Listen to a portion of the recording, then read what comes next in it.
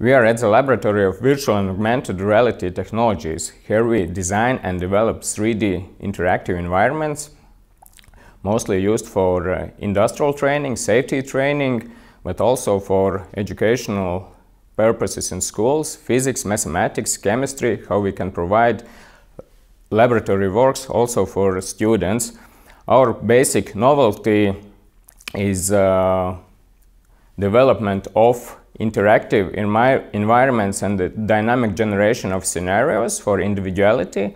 Also how instructors can manage contents of those environments. It means you don't need to assistance of IT specialists, but you can adjust training scenarios by yourself.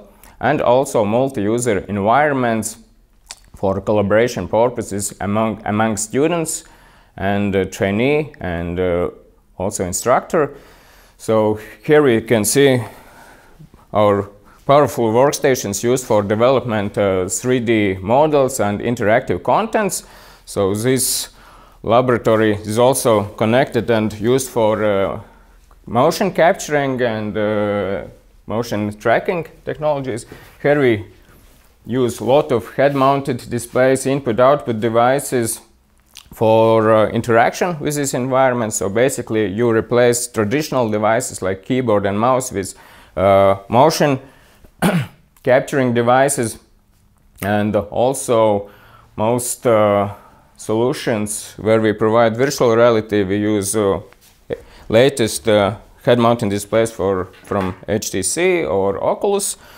Our favorite solutions are for augmented reality. The latest challenge is to provide operation of this device in outdoor environments, so where we need to track users in larger distances.